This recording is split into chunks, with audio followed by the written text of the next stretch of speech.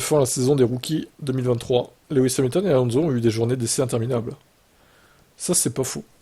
Ouais, c'est vrai que, bon, on était vraiment à fond sur la performance en 2007 d'Hamilton, mais faut remettre dans le contexte de l'époque, hein. À l'époque, ils avaient plein d'essais privés avec les autres équipes, pareil pour Alonso d'ailleurs.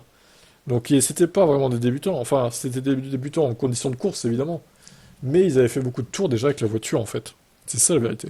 Contrairement à un Piastri par exemple, qui lui débarque dans le grand bain sans vraiment beaucoup d'essais au final. Ça n'a rien à voir, hein. L'expérience aide toujours, mais j'ai des gens à qui parler pour essayer de comprendre comment aborder les choses et pourquoi ces petites erreurs se produisent et comment s'en débarrasser. C'est un travail en constante évolution et je ne pense pas que quiconque soit parfait dans ce sens. Il s'agit simplement de bâtir sur les erreurs. Ça peut paraître idiot, mais de les utiliser à votre avantage pour essayer d'en tirer des leçons. Idéalement, vous auriez plus d'essais, car c'est la meilleure façon de se préparer. À l'époque d'Hamilton ou d'Alonso, tout le monde à l'époque avait des journées d'essais interminables. Et aujourd'hui, voiture aussi, ce qui est très différent de ce que nous vivons actuellement. Maintenant, c'est toujours une génération précédente et ça fait la différence. Et même s'il s'agit d'une génération précédente de voitures, le simple fait d'avoir plus de jours, au total, fait une différence. Ah oui, c'est sûr, hein. Tous ceux qui savent ce qui se passe dans les coulisses, qui me connaissent en tant que personne, veulent que je réussisse.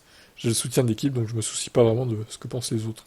Je regarde pas les réseaux sociaux, pour être honnête. J'ai des conversations avec des gens qui veulent que je continue à m'améliorer, des gens qui veulent que je sois un meilleur pilote et une meilleure personne, donc je ne prête même pas attention à ces absurdités. Ouais, enfin bon, la vérité quand même, c'est que il était correct, plutôt correct en début de saison, Logan Sargent.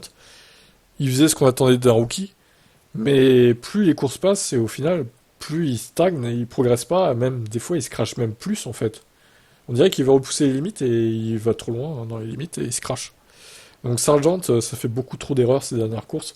Il est sous pression et il sait très bien que son temps est compté en Formule 1, quoi. Pour moi, il ne sera plus là en 2024.